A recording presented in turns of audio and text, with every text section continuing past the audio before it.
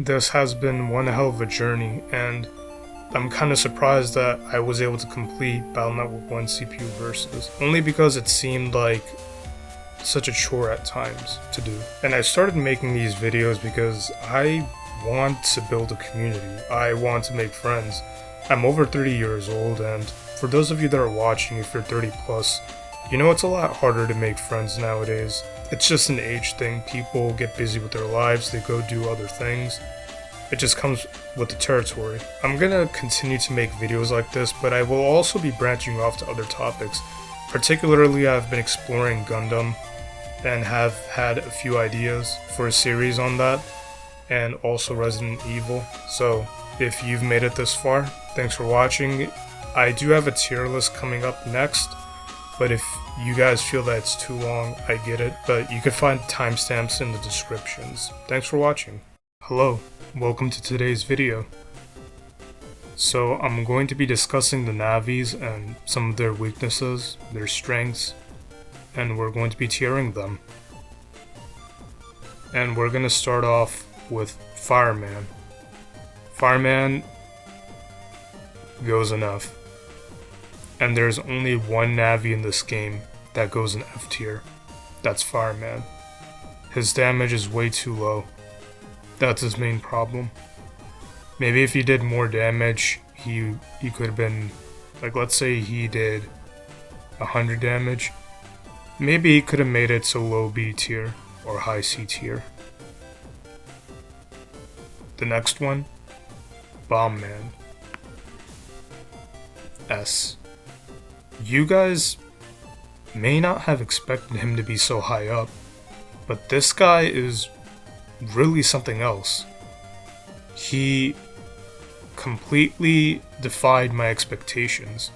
I was expecting him to be something like B, because just the way he plays, he was, when I played Battle Network 1, he wasn't super intimidating, though when I was recently fighting him again, I did have to be a bit on my toes. But the recursive explosions created from his bombs, they're absolutely devastating. And what was really funny was some of the NPCs, they have super armor. And since the explosions occur recursively, the bomb explosion animation would sometimes play multiple times. So if a navi was in the right spot, they would just die instantly if they had super armor. And it was really funny seeing that.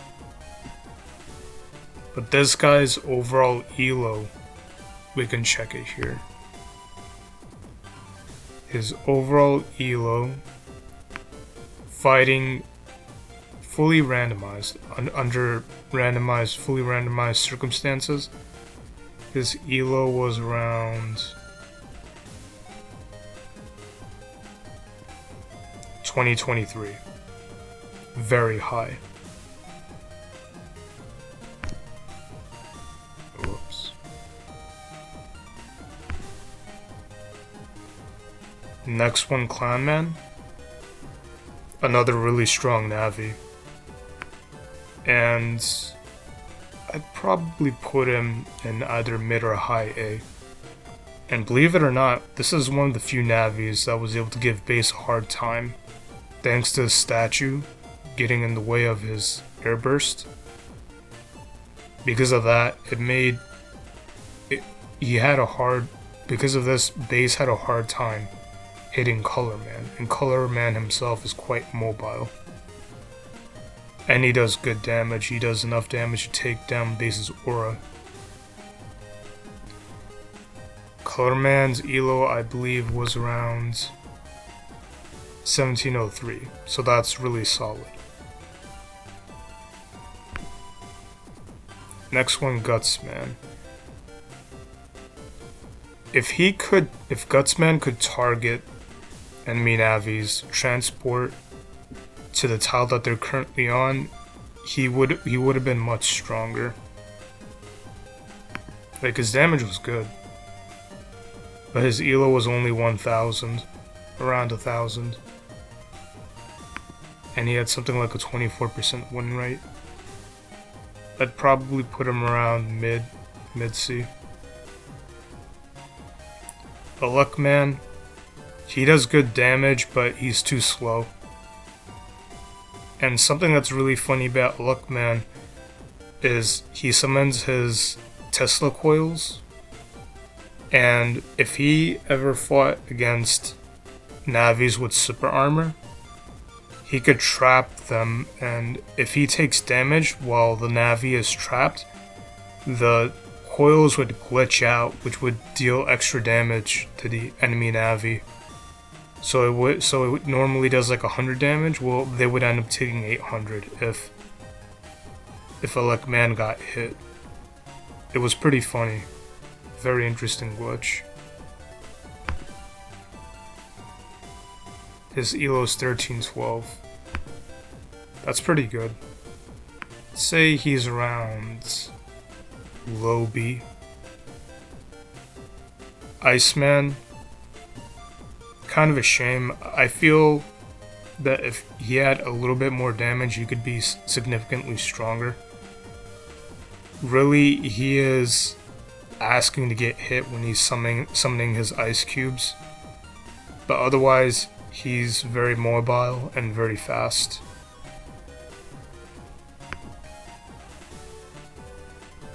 He had an elo of 892. I would put him in, he's sub 1000, I'd put sub 1000s in D tier. Lifevirus. Lifevirus is pretty strong. He doesn't move, so that's... him being static is... obviously makes him a lot weaker. And another thing that sucks about him is that he removes his aura when he does the sword swipe or his laser. He removes his aura, which opens him up to taking more damage. I believe he was something like 17, like anywhere between 1700 and 1800. Yeah, he's 1749. An elo of 1749. I'd put him in A. Magicman, that's another really strong navi. Now, the unfortunate thing that I did was when he summons his viruses, I only had it so he summons the Billy and the Cloudist, I think that's what it's called.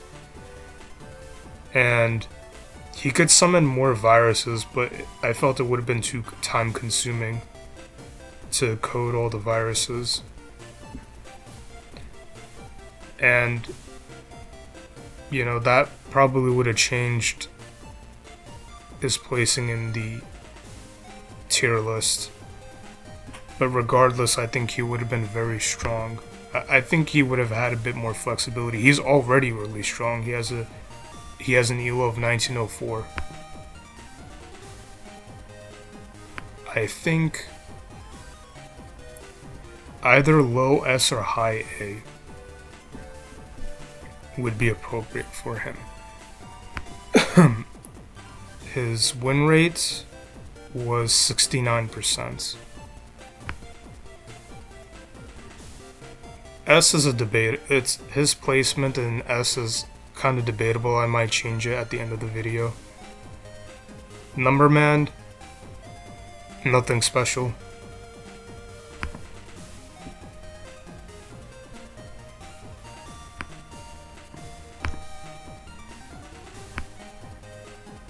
He had an elo of 858. So he goes somewhere around D. Protoman, he's got the best defense in the game. And he had some memorable matchups, particularly against the lifevirus. They go pretty even against one another. And he's got an elo of 1815. So he goes in high A for sure. Awesome navi. And he goes toe-to-toe against Shadowman. One of the strongest navis in the game. Stoneman, not memorable. Really nothing special about him. An elo of 1009. I'd place him behind Gutsman for sure. Woodman. Woodman's pretty cool. Woodman can do a surprising amount of damage, and he can heal himself. He has that going for him. But if I recall correctly, his elo wasn't that high. Yeah, it's only 1079. So I'd say probably like the top, around mid to top C. Pharaohman, originally when we started elo ranking Pharaohman, he came across as kind of weak. But it turned out he was very strong. Well, maybe not very strong, but definitely strong. He has an elo of 1645. Solid elo overall.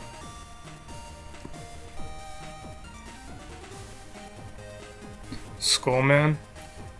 Good damage, but slow. He has an elo of 1481. So I'd put him above elecman in B. He's probably like mid to high B. Shadowman.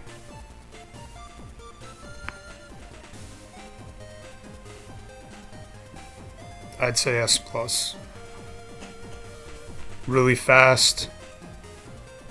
His shurikens almost never miss. It's pretty much impossible for him to miss a shuriken. He has an elo of around 2300 plus.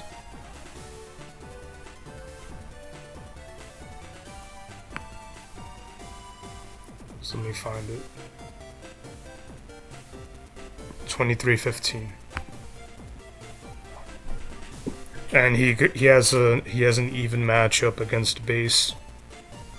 He's the only navi with an even matchup against base. The only one that could stop base. Sharkman. Originally, when I was coding these navis up, I thought that Sharkman was going to be number 1. And I was so confident that he was going to have a positive matchup against base. Well, it turned out I was wrong. He had a negative matchup against base. Base won 8 out of 10 attempts against Sharkman. Sharkman has an elo of 1856. I would put him around S. He's just really strong. I believe he's a cut above A because he's so mobile and so strong. He has defense too. Like when he's entering his attack mode, he also has defense then. And then finally base, the strongest, with an elo above 2400 if I'm not mistaken. 2413, the highest elo in the game. Now I've done a separate elo for matching navis up against one another, where there can't be a difference of more than 500 in elo. And the difference is that the elos were a lot more pronounced, so certain navis would get trapped in elo hell. Like they wouldn't be able to break out of 1500, so they just stay there. Then obviously these navis that are higher up in like B, A, S, S+, they ended up developing their own elo clicks. And if I recall correctly, the navi with the highest elo was base in the competitive elo ranking. So you could see over here. Yeah, base had an elo of 3538. For this competitive elo, the navis couldn't they couldn't have an elo difference of more than 500, whereas in Battle Network 4 and I think 5, I put it at around 200. I think 500 is better. And yeah, you get these crazy elos, like base being 35, 38. Shadowman 3529, Sharkman with 2715. So these are starting to look more like Dota elos. Yeah, that's everything. That's Battle Network 1 CPU versus for you. For those of you that have stuck around or are new to the channel, just make sure to check out the videos if you're new to the channel, or if you have any questions and you want to know more, go ahead and shoot. Thank you for watching today's video and have a nice day.